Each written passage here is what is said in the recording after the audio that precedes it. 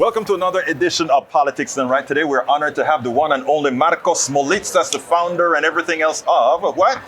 DailyKos. How you doing? How you doing, my brother? Once again here at Netroots Nation. Last time we were concerned. Are we still concerned? Last time we were concerned about what? Our politics. I wasn't concerned. No, you weren't concerned. I was concerned. Oh, okay. I thought I was out on a limb because it was last I remember, August. yes. And the conventional wisdom was Crimson Tide, Yes. Red Wave, right? Yes. And I was like, maybe I'm missing something, but I'm looking at all the numbers and the special elections and the data, and things are looking pretty freaking good. Yeah. And so I didn't feel like I was going out on a limb. Yeah. But definitely conventional wisdom said We should be. But you looked into that. It was history says that the president in power loses midterm elections. Yes. Except during wartime. Yeah. World War II and 9/11 were the exceptions. And Joe Biden had a 38% approval rating. Yes. So that was the argument against it. And I was like, but look at the special elections. We're crushing it in the special elections. Yes. And look at the data, look at the numbers. And so ultimately I was right. Yes. Which felt It feels good to say that, don't it? so good, man. It feels great to say you're Especially right. when predicting Democrats winning, and then I'm right about it. And if I'm predicting that Republicans are going to win, and then I'm right, I don't really need to celebrate that, right? That's not fun. Yeah. But it's funny because New York Times just had it had a bizarre article that said that there are warning signs for Democrats heading into next year because Republican turnout was higher in the midterm. And think about the psychology of that. I mean, the math of that. If Republican turnout is higher and the Democrats won, they are in deep shit. No kidding. Yes. That is the story. That means that some Republicans voted for the Democrats. Yes. It means that independents dramatically swung to the Democrats, and it means that Democrats turned out. Nothing about that is good for the Republican side. It's the weirdest story I've ever seen. Let me ask you this, Markos, because you've been on you've been on national TV and all of that, and somehow I don't think people register some of what you say. Where the hell do these guys come up with some of these articles when we have the data right here, and then they write what they write? Is it that they're hoping to move the electorate to where they think they are? Or, I'm serious about this. No. I don't think it's nefarious in the sense that they're trying to game the system. What's happening, I don't know if you remember back in the day, people say nobody ever got fired for buying IBM. Right. And it's that. If the conventional wisdom says Democrats are in disarray, and you write a story that says Democrats are in disarray, nobody's going to not. You're like, that's the conventional wisdom. Right. And so, for example, for the longest time, Republicans would say, this is a center-right country. Right. And they said it so often and so much that everybody repeated it, including Democrats. Yes. Now, this is a very early Netroots project where we looked at the data and said, what are they seeing that we're not seeing? Because if we go down issue by issue, the American public is with the Democrats on almost every single one of them. Elizabeth Warren came to a convention in 2015, and she laid down all these numbers. It's not controversial. Right. And so, I mean, it's just like somebody saying Joe Manchin is a centrist. Or Nancy Mace is a centrist, Congresswoman Nancy. What does a centrist mean? It doesn't mean you're in the middle of the extreme from the most liberal to the... No, it means, to me, a centrist means with the American mainstream. Right. And in the American mainstream, the bulk of the Democratic Party is in the American mainstream. We are a centrist party. Right. And I don't mean this in a pejorative like... Well, I'm glad you said that you don't mean it in a pejorative, because I have this thing against, I call it the mythical center because of where the center moved, in my opinion.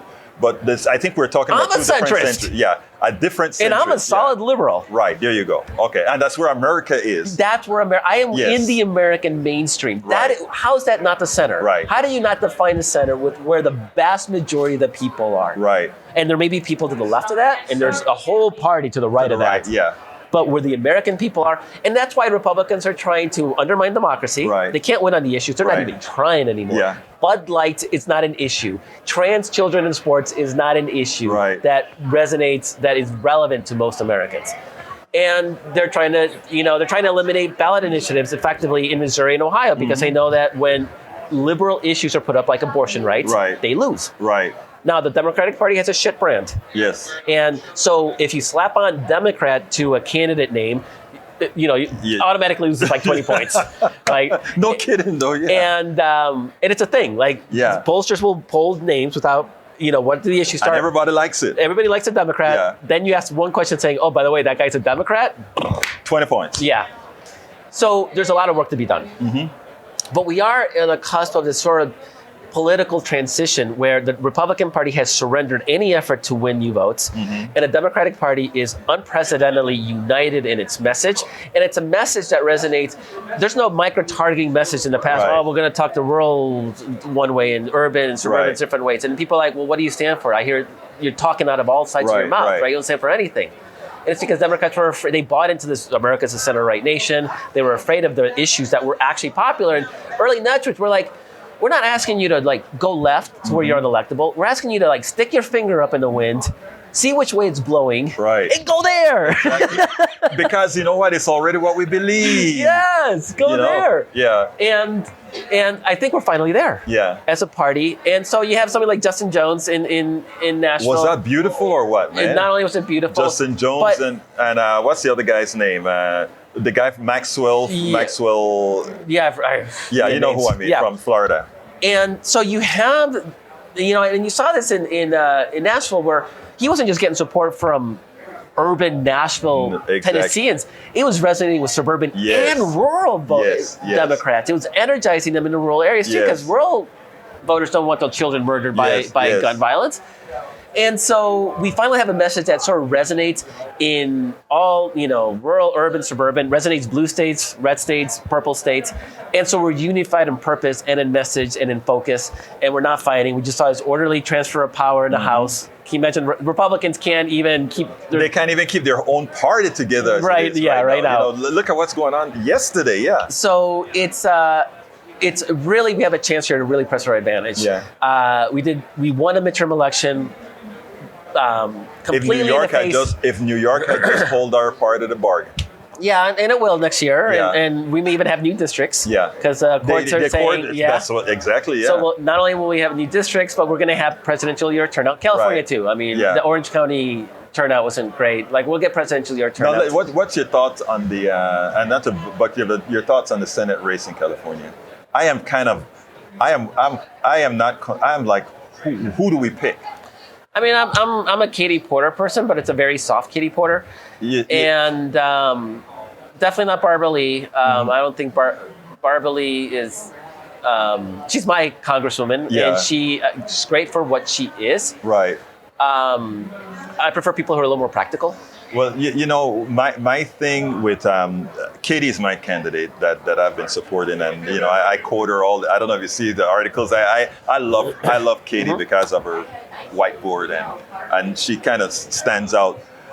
But also I like Katie because she's young and will have staying power. And I want more young people in Congress doing the work that they do. Your thoughts on that? No, yeah, absolutely. Ossoff is dynamic and exciting because a lot of part because of that youth. Yes. And energy and vigor and just representing a generation that still doesn't feel particularly fully represented. Yeah, exactly, in our political process. And in fact, Congress has never been older than it is today. This is the oldest Congress. And in that statement, I want to ask you a dangerous question that I think we should confront up front about the Biden age thing. Tell me what your honest thoughts about that. I mean, he's clearly still got it. I know he's got it, but so I mean, that's all that matters. How do you sell the false concern that the media is going to allow the right to do? I mean, Donald Trump's 78. He's only 3 years younger. I agree. So no, I agree with all of that. But how do we? So the thing that first of all is I actually think Joe Biden might have one of the most successful presidencies we've seen in a long time. The numbers speak for themselves. It's absolutely dramatic, and the numbers aren't. His poll numbers don't reflect that, and I'm not sure what's happening there. And it'll be interesting as we have the rally around the flag effect closer to the election. I think that those numbers will go up. But isn't it true that his polling numbers are up mostly because Democrats really haven't coalesced as they should, and they probably will at the end? Yeah, I mean, that's part of it. I mean, Obama's numbers at this time were just that bad, and just as many people thought he should not run for re-election. Again, so those questions are all bunk. Because when you ask like, should somebody else run? They think like, my favorite candidate. Right. They don't think, it's like everybody going like, we all want Elizabeth Warren to run, or we all want Kamala Harris to run. Like, that's not what they're thinking. They're thinking their ideal candidate, that person does not exist. Right. So it's a stupid question. Right. People will always answer yes, somebody else. Right. And politicians nobody likes politicians, right? So there's always somebody else. Yet Democrats would easily renominate Joe Biden, and they're probably going to renominate Donald Trump, absent. Now, let me ask you something. And your thought, going to your crystal ball again, has been right the last few times. Donald Trump, do you think he really makes it to the convention? Dude's not healthy. I mean, for all we know, he has a stroke next week. Right? Oh, Lord. So I'm not even. So there are. No, but Markos, if suppose that's the case, does that present a danger for Biden? That's a good question. Who would emerge from that field? If it's Ron DeSantis, it's not a chance. I don't think it's a problem. I mean, we don't take it. You know who I'm scared of? Brian Kemp. You're gonna laugh. Brian Kemp? No. Who? Christie. Oh, interesting. I mean, and nobody's there at all, right? So here's a problem for the Republicans. Yeah.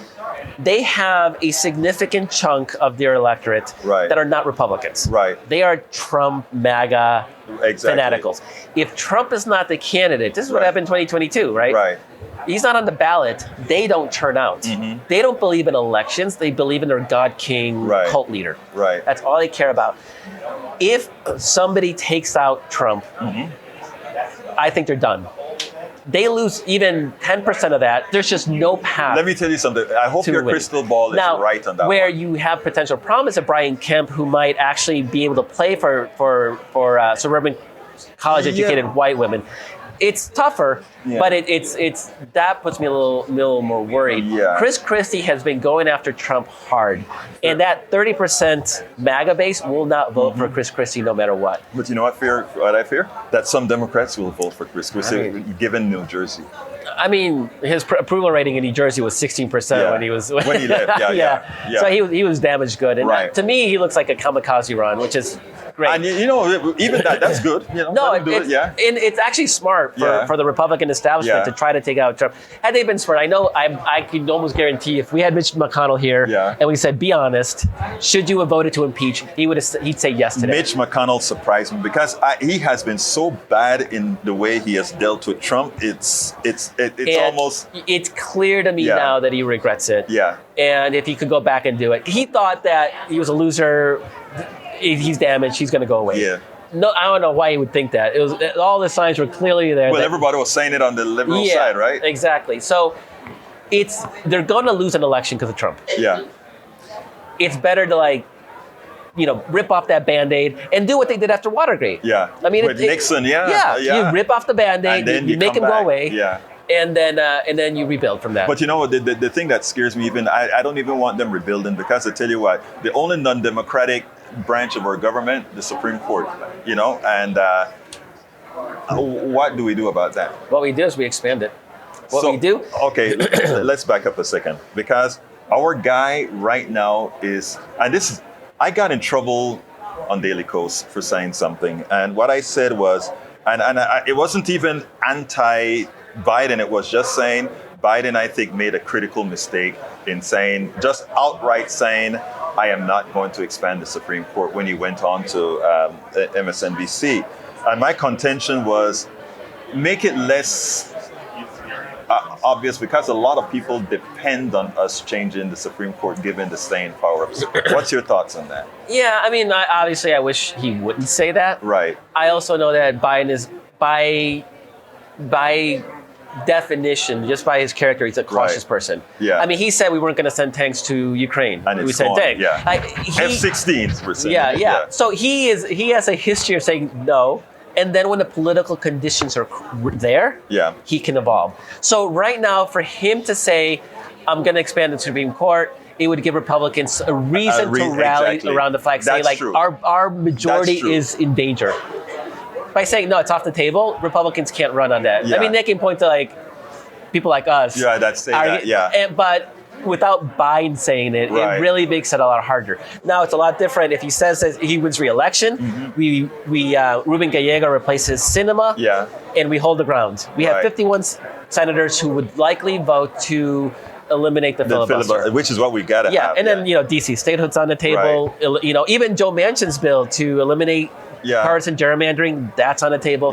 So we got a lot of things that we can do at that point, including expanding the Supreme Court. Now, at that point, if Biden says, let's not do it, then we're like, let's beat the shit out of him because there's no reason for him at this point. Before the election, there's really no benefit to it. I mean, I would love it. He was like, don't get me wrong. I know, but my question though is by making it as definite as he sounded, will he kind of affect, some of us are not pragmatic. I mean, some of us are just not pragmatic enough.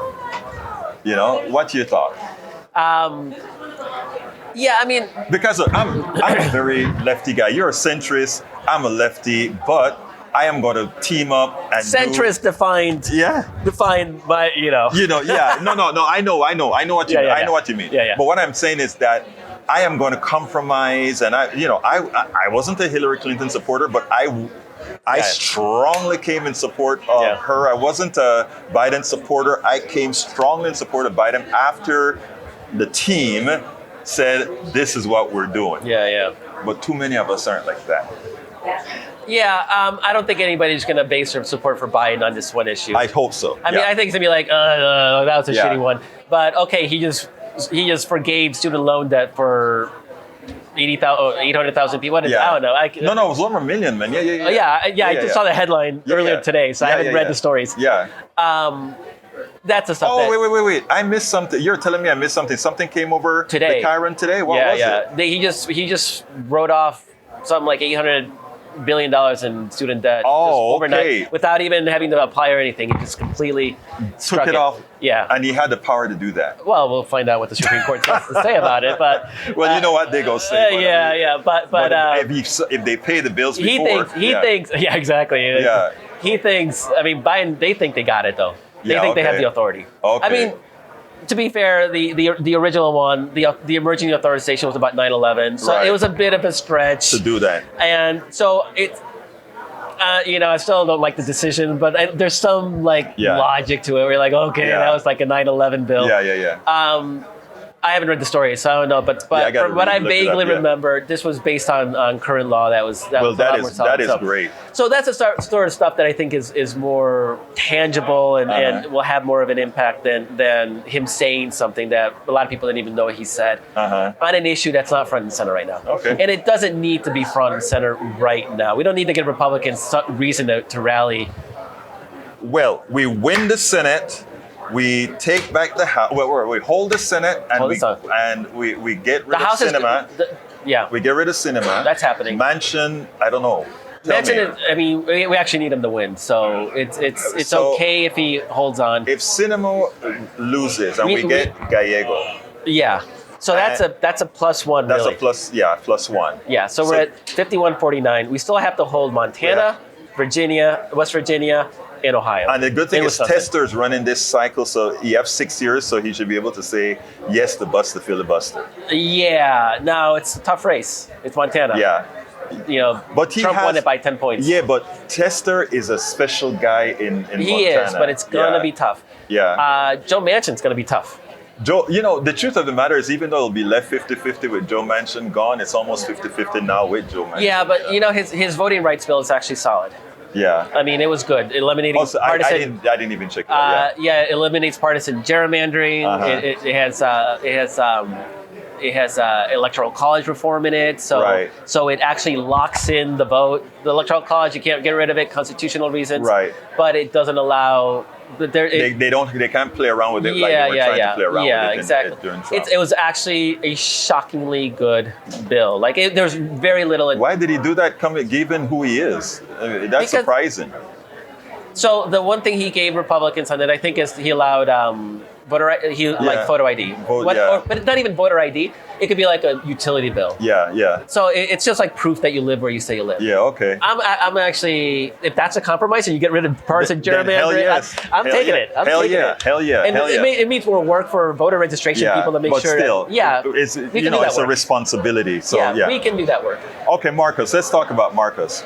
What the hell's happening with Markos now? What are your big plans? DailyKos, what else is going on? Big plans are we got to win next year. So it's a lot of focusing on the core traditional DailyKos mission of more and better Democrats, right? So more is important. We need to take this House. I feel really positive about the House. We need to make gains in state legislatures. We're so close to taking over legislatures in Virginia, Arizona, Pennsylvania. We got some real strong opportunities. I hope the Democratic Party don't think Texas is really a lost cause. I'm in Texas, and I can tell you one thing. It's about us not. I know a lot of people don't like to hear me say that, but we are not going to. Let me tell you something, Markos, and listen to here. We get rural hospitals closed, and we don't have Democrats going into Yoakum, Texas, or all these places and say, this hospital is closing and attaching it to the death of people who had to drive 100 miles for care. We don't do any of that and make a big issue out of that. And so marginal races we lose. There were a lot of marginal races we lose. Why do we do that? Yeah, I mean, and Republicans, they know they can't win on the issue, so they've taken over the electoral machinery in Houston. In Houston, what's the county? No, it is Harris County. Harris. That's where I live. Yeah. And so, we need to solidify Arizona and Georgia. They're still not locked down. They're very tentative. But we have opportunities in North Carolina. We have opportunities in South Carolina. Great. Mississippi should be a purple state. Did you say South Carolina? South Carolina, Mississippi. By demographic, they should be purple or blue states. Oh, okay. I mean, 40% of Mississippi is black. I know it's black, but sometimes I wonder because of the way the numbers come out. All you need is 10% of white people. And we don't even get that. We don't even get that in Mississippi. And Texas. Yeah. By demographics, Texas should be purple to blue. Right. And so we gotta fight for those things. And one of the things I love about how the conference is evolving is people are in the early days, you may even remember this, it was all about Howard Dean versus John Kerry and Bernie Sanders. Yeah. And it was like, okay, great, presidential, but can we focus on these down ballot races? We're starting to see a lot of the panels. And now it's really, the conference has evolved into how to better organize on the ground at the state level. And even here, at the, I don't know if you saw the keynote last night. Yes, I did. Oh, you bet you this is a blue city. Chicago's a Democratic city. Yeah. It upgraded its Democrats, and all sorts of incredible new policies are emerging from the mayor's office, from the DA, elimination of cash bail, incredible new policies. And so it matters in a blue state.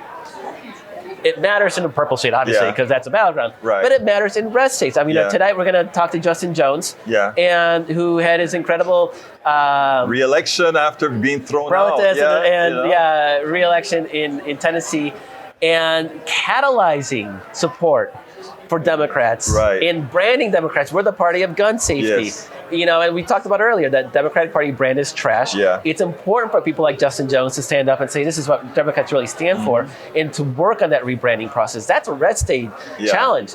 And so this conversation, these organizing has to happen everywhere, even in the reddest states. Yes. And it is happening. And I'm really excited, and I'm really hopeful for where we are going forward as a movement, because as I said, we won this Supreme Court election in Wisconsin. We took control of this Supreme Court. That means we're going to redraw the state legislative districts.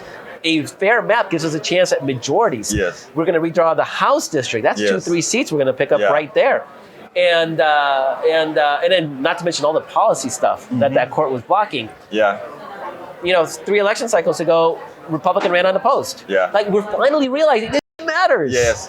So that's what I'm really excited about. The president's important. We're gonna have those battles. I'm sure we will, in 4 years. But we're finally realizing the important battles are things like school boards. Conservatives always knew this. And we're starting to get. We finally are getting the idea, this shit matters. Markos Moulitsas. Thank you so much. El señor director de DailyKos. Thank you so kindly for being here on Politics. Such a pleasure, and thanks for doing what you're doing. Absolutely.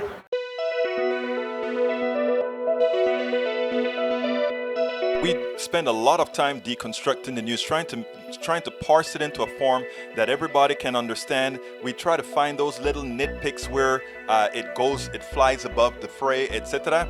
If you really like these videos that we do, I want to ask a big favor. Please go ahead, number 1, subscribe to our channel, and number 2, please join if you can. Thank you so kindly for watching. Keep watching. Please remember to share.